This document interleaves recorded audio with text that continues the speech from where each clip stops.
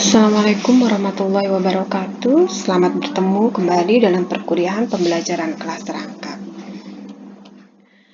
Baik, pada pertemuan yang telah lalu kalian sudah menyajikan dalam forum diskusi kelas bagaimana hakikat pembelajaran kelas rangkap, apa saja alasan hingga perlu dilaksanakannya pembelajaran kelas rangkap, bagaimana efektivitas pembelajaran kelas rangkap. Kemudian bagaimana kompetensi guru yang dapat melaksanakan pembelajaran kelas rangkap dalam hal ini di sekolah dasar. Kemudian ada juga tentang model-model pembelajaran kelas rangkap atau strategi pembelajaran kelas rangkap. Ya, Ibu hanya ingin mempertegas saja ya untuk terhadap materi yang kalian sampaikan di pertemuan sebelumnya. Ya, jadi pembelajaran kelas rangkap merupakan salah satu bentuk pembelajaran yang mempersyaratkan seorang guru mengajar dalam satu ruang kelas atau lebih. Nah, di saat yang sama, waktunya bersamaan dalam satu kelas yang sama, ya, tetapi tingkat kelas yang berbeda. Ya, jadi ada dua kelas dengan tingkatan yang berbeda, tetapi diajar dengan waktu yang bersamaan di kelas yang sama dalam satu ruang kelas yang sama. Ya, jadi seorang guru itu mengajar dalam satu ruang kelas,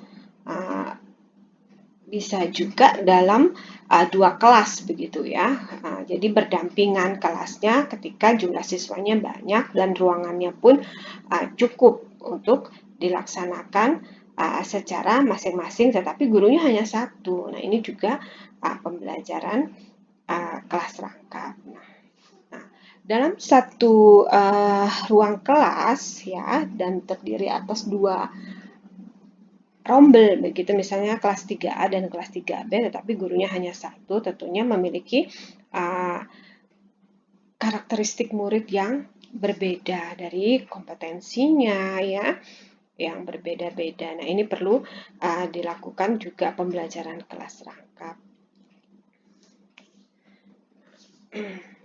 Beberapa alasan mengapa perlu dilaksanakannya pembelajaran kelas rangkap, sebagaimana yang sudah kalian diskusikan materinya. Itu yang pertama ada alasan geografis ya, alasan demografis, kemudian kekurangan guru, ya, terbatasnya ruang kelas, adanya guru yang tidak hadir. Nah, ini biasanya sudah tidak efektif lagi ketika guru tidak hadir. Karena itu diperlukan guru yang siap untuk mengajar kelas rangkap. Biasanya selain karena bencana alam juga guru tersebut mungkin sakit atau sedang mengikuti pelatihan untuk peningkatan kompetensi guru ya, seperti sekarang nih ada yang PPG, ada yang diklat segala macam lah ya. Nah, ini perlu kerjasama yang baik, kolaborasi yang baik antara guru yang tidak hadir untuk dapat menyiapkan rancangan pembelajarannya sehingga guru yang dititipi untuk mengajar kelas rangkap itu dapat mudah melaksanakannya ya, untuk meminimalkan kendala yang ada ketika dilaksanakan pembelajaran kelas rangkap tersebut. Nah, namun jika terbatasnya ruang kelas ini tentunya juga terbatasnya jumlah guru, sehingga perlu dilakukan pembelajaran kelas rangkap. Ya, kemudian ada alasan lainnya ya, biasanya di daerah terpencil ya maupun di perkotaan itu ada guru yang menghadapi murid dengan tingkat kemampuan dan kemajuan belajar yang berbeda, dan hal ini pun juga terjadi di ruang dan tingkat kelas yang sama. Nah, sudah barang tentu sulit untuk mengharapkan berlangsungnya proses belajar mengajar yang efektif dan efisien, apalagi kalau di kota-kota besar itu jumlah muridnya di atas 40 orang, ini sudah tidak efektif untuk sekolah dasar ya. Kelas rendah saja itu sebenarnya yang efektif jumlahnya hanya 15 orang. Tidak mudah untuk mendidik dan mengajar anak-anak usia sekolah dasar dengan jumlah yang cukup banyak. Jadi tidak efektif. Oke, nah tujuan dan fungsi, manfaat dari pembelajaran kelas rangkap. Kalian sudah sampaikan tentang quantity dan equity berkenaan dengan jumlah dan pemerataan. Ya. Kemudian ada fungsi ekonomis. Dengan seorang guru atau beberapa guru saja proses pembelajaran dapat berlangsung dari segi ekonomis ketika memang daerah itu kekurangan dana untuk membayar guru kontrak, ya.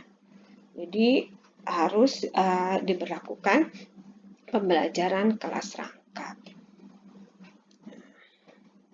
Fungsi pedagogisnya, ya, katanya anak-anak di Indonesia itu tidak mandiri, tidak kreatif, ya, lebih fasib dan mudah menyerah hingga perlu dilaksanakan pembelajaran kelas rangkap. Ini salah satu solusi saja, sebenarnya tidak harus dengan pembelajaran kelas rangkap untuk membentuk siswa itu lebih efektif, lebih kreatif, ya, afektifnya, tidak pasif, tidak mudah menyerah, mandiri dalam belajar.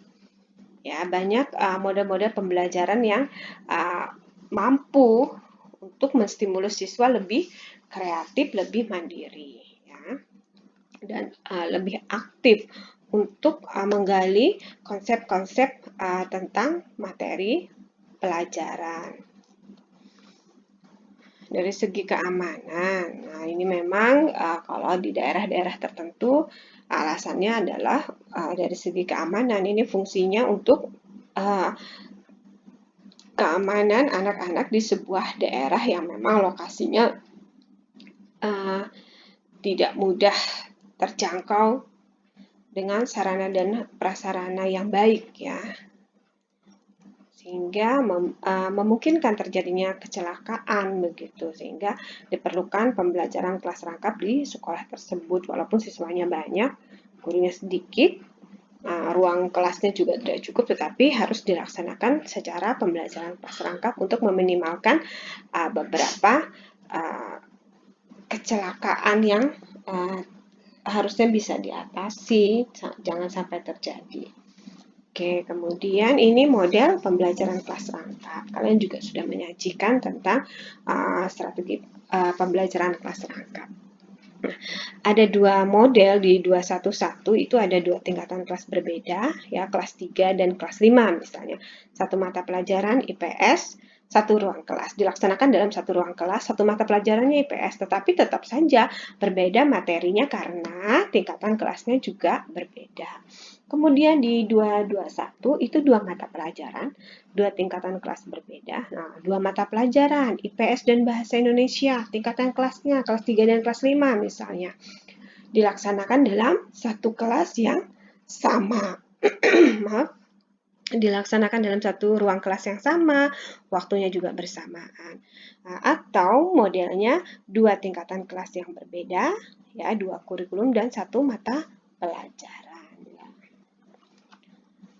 Oke, materi selanjutnya adalah perencanaan pembelajaran kelas rangkap. Nah, secara umum perencanaan pembelajaran untuk strategi pembelajaran kelas rangkap itu sama, ya, komponennya tetap mengacu pada komponen RPP yang digunakan pada saat pembelajaran yang reguler begitu, ya, tanpa pembelajaran kelas rangkap. Komponen RPP secara umum itu mengacu pada Permendikbud nomor 22 tahun 2016 ini ketika menggunakan kurikulum 2013, ya. Nah, apapun kurikulum yang digunakan, pembelajaran kelas rangkap akan mengikuti format RPP yang digunakan pada saat kurikulum itu diberlakukan. Yang pertama tentu sama, ada identitas sekolah, identitas mata pelajarannya. Nah, kalau mata pelajarannya dua mata pelajaran dicantumkan dua-duanya, kelasnya dua kelas yang berbeda dicantumkan materi pokoknya, ya. Ini saja yang membedakan dengan pembelajaran yang tidak kelas rangkap. Kalau pembelajaran tidak kelas rangkap kan hanya satu saja, ya. Nah, kalau identitas mata pelajarannya Ini berkenaan dengan tema dan subtema ya, kalau K13. Nah, kemudian alokasi waktu disesuaikan dengan keperluan untuk pencapaian KD.